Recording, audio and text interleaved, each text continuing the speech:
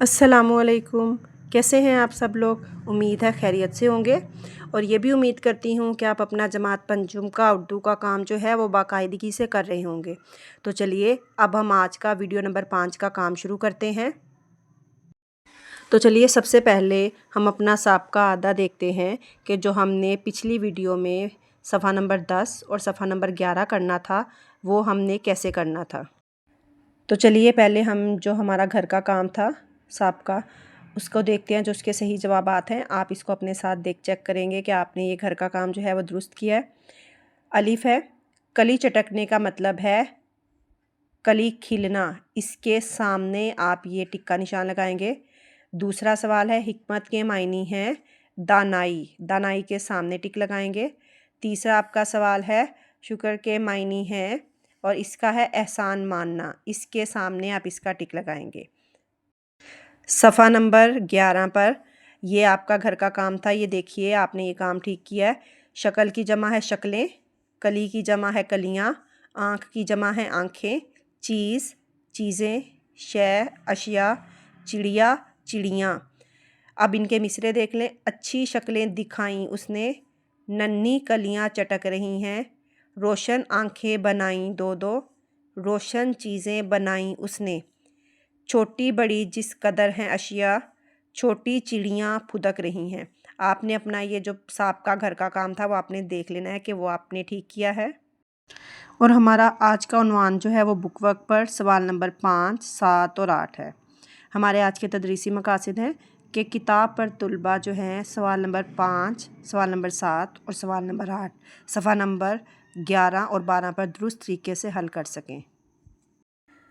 सफ़ा नंबर 11 पर पहला सवाल जो आज आपका घर का काम होगा वो है सवाल नंबर 5। आपने ये सवाल करना है अल्फाज को नंबरों के मुताबिक तरतीब देकर मिसरों की शक्ल में लिखिए। मिसरों जमा है मिसरा की, ये 3 मिसरे हैं तो इसलिए यहाँ पर ये मिसरों लफ्ज़ इस्तेमाल हुआ है। मिसरा जो होता है वो एक लाइन होती है नज़्म की। अब पहले लफ्ज़ लिखा हुआ है रही, फुदक, हैं, चिड़ियाँ और छोटी। अब इनके नीचे नंबर लिखा हुआ है 1, 2, 3, 4 और 5। आपने इनको नीचे लाइन लगाएंगे और इस पूरे मिसरे को तरतीब देकर इसको लिखेंगे। इसी तरह ये मिसरा नंबर 2 है किए, ऊंट, घोड़े, पैदा, बैल। अब पैदा के नीचे 1 है, सबसे पहले आप पैदा लिखेंगे, फिर लिखेंगे किए, पैदा किए ऊंट, बैल और घोड़े। इनके नीचे जो नंबर लिखे हैं उनके मुताबिक इन मिसरों को पूरा करेंगे। ये सवाल नंबर 5 आपका पहला आज का जो सवाल है जो आपने घर का काम करना है। किताब सफ़ा नंबर 12 पर सवाल नंबर 7 हल करने के लिए सबसे पहले हम हरूफ की अक़साम देखेंगे।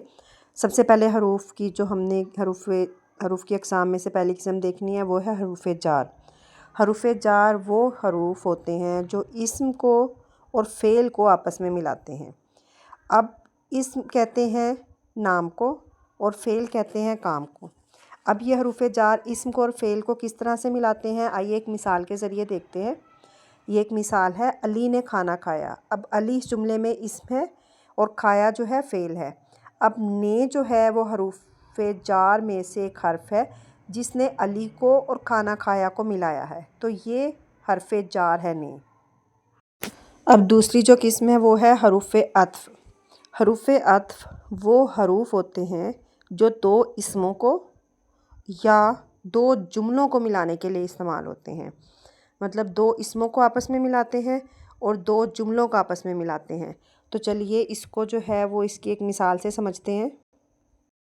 मिसाल है मैं और सारा स्कूल गए।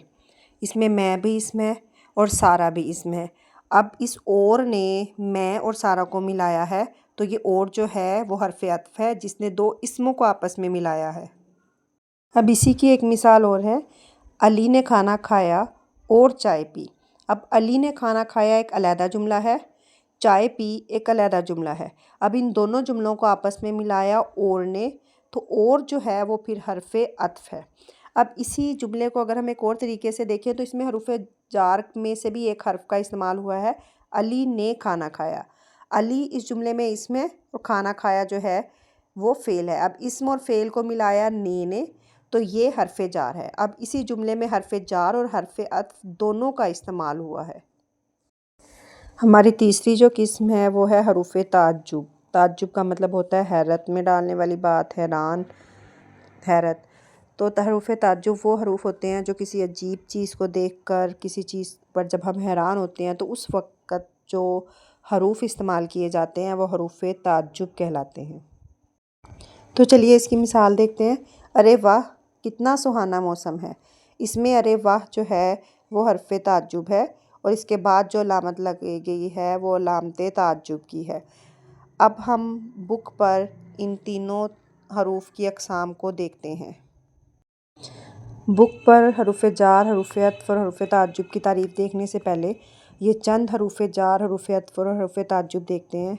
हरूफ जार है ने, को, से, पर, तक, की, में। हरूफ अत्फ़ है और, वाव और फिर। और हरूफ ताज्जुब है सुभान अल्लाह, उफ़ हो, आहा, उफ़ हो, अरे। तो ये चंद हरूफ हैं जो आज हमने पढ़ने हैं। तो चलिए अब सफ़ा नंबर 11 पर हमने हरूफ जार, हरूफ अत्फ़ और हरूफ ताज्जुब की जो है वो तारीफ़ हमने देखी कि ये किसे कहते हैं। आप सबसे पहले सफ़ा नंबर 11 पर इन सारी जो तारीफ़ों को हैं अंडरलाइन करेंगे और इन तारीफ़ों को याद करेंगे, ज़हन में रखेंगे कि हरूफ जार, हरूफ अत्फ़ और हरूफ ताज्जुब किसे कहते हैं। सबसे पहले आप अंडरलाइन करेंगे वो हरूफ जो किसी इस्म को फ़ेल के साथ मिलाकर जुमले को बामायनी बनाएं, यानी एक बामायनी जुमला जिसका कोई मतलब हो, जिसका मायनी समझ में आए, यह हरूफ जार कहलाते हैं। यह हरूफ जार की तारीफ़ है, जैसे पर, से, में, तक, ऊपर, नीचे वगैरह, ये सारे हरूफ जार हैं। आपने हरूफ जार की तारीफ़ याद करनी है और चंद हरूफ जार जो हैं वो आपने उनको याद करना है। दूसरा है ऐसे हरूफ जो दो कलमों या दो जुमलों को मिलाने का काम करें। दो इस्मों को, दो कलमों को, दो लफ्ज़ों को मिलाने के लिए या दो जुमलों को मिलाने के लिए इस्तेमाल होते हैं, वो हरूफ अत्फ़ होते हैं।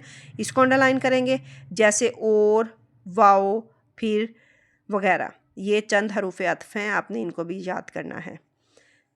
तीसरी आपकी तारीफ़ है वो हरूफ, हरूफ जमा है हर्फ की, मतलब अगर एक होगा तो वो हर्फ होगा, जब ज़्यादा होंगे तो वो हरूफ होंगे। वो हरूफ जो किसी अजीब चीज़ को देखकर या अजीब वाक़या को सुनकर बेख्तियार ज़ुबान से निकलते हैं। जब हम किसी बात पर हैरान होते हैं, ताज्जुब का इज़हार करते हैं, अचानक हमारे ज़हन से जो अल्फाज निकलते हैं वो हरूफ ताज्जुब कहलाते हैं। और इसके साथ अलामत ताज्जुब, आप इसको अंडरलाइन करेंगे, ये है अलामत ताज्जुब। इसको अलामत निदाइया भी कहते हैं। जब ये किसी को पुकारने के लिए इस्तेमाल की जाती है तब ये अलामत निदाइया कहलाती है, और जब ये हरूफ ताज्जुब के लिए इस्तेमाल होती है तो ये अलामत ताज्जुब या इस्तेजाबिया भी कहलाती है। अलामत ताज्जुब भी लगाते हैं, मसलन अल्लाहु अकबर, सुभान अल्लाह, अल्लाह अल्लाह, ओहो, आहा, उफ़ो, आखा वगैरह। तो आपने इन तीनों तारीफ़ों को याद करना है और ये जो हरूफ ताज्जुब और हरूफ जार हैं इनको भी याद करना है। अब सफ़ा नंबर 12 पर आपने इन तारीफ़ों को ज़हन में रखकर सफ़ा नंबर 12 पर जो है ये सवाल नंबर 7 आपने हल करना है। सबसे पहले आप ऊपर जमात का काम, घर का काम, दिन और तारीख़ लिखेंगे। हरूफ जार, हरूफ अत्फ़ और हरूफ ताज्जुब के जुमले पहचान कर अलग अलग करके लिखिए। ये चंद जुमले यहाँ पे लिखे हुए हैं, आपने इन जुमलों को बताना है कि ये हरूफ जार का जुमला है, हरूफ अत्फ़ का है या हरूफ ताज्जुब का है। जैसे अरे मेरा कलम किसने तोड़ दिया, ये सवालिया निशान, सवाल पूछा जा रहा है हैरान होकर। अरे जो है वो हरूफ ताज्जुब में से एक है, तो आप यहाँ पे लिखेंगे हरूफ ताज्जुब, इसको अंडरलाइन करेंगे और यहाँ पे लिखेंगे हरूफ ताज्जुब। इसी तरह आप ये सारे जुमले पढ़ेंगे और जौन सा जुमला जिस हरूफ का होगा आप उसको अंडरलाइन करके वो लिखेंगे वहाँ पर। अब इसी सफ़ा नंबर 12 पर तीसरा सवाल जो आपने आज का करना है वो है सवाल नंबर 8। अशार दुरुस्त लफ्ज़, लय और आहंग से पढ़िए, बाद अज़ां अशार की किस्म बताइए। अब आपने ये किस्म बतानी है कि ये कौन सी किस्म है। सूरज बना के तूने रौनक जहाँ को बख्शी, रहने को ये हमारे अच्छा मकाम बनाया। अब सूरज जो है वो किसने बनाया है, अल्लाह ताला ने। तो हम पहले ये पढ़ चुके हैं हमद और नात की तारीफ़ में कि जिस नज़्म में अल्लाह ताला की तारीफ़ बयान की जाती है वो हम्द कहलाती है, और जिसमें आप सल्लल्लाहु अलैहि वसल्लम की तारीफ़ बयान की जाती है वो नात कहलाती है। आप इनको अंडरलाइन करेंगे और हम्द और नात को क्लाउड करेंगे। अब सूरज जो है वो अल्लाह ताला ने बनाया है, इस शेर में अल्लाह ताला की तारीफ़ बयान की जा रही है, तो आप यहाँ पर लिखेंगे कि ये हम्द का शेर है। हक़ का पैगाम आप सल्लल्लाहु अलैहि वसल्लम लाए हैं, दीन इस्लाम आप सल्लल्लाहु अलैहि वसल्लम लाए हैं।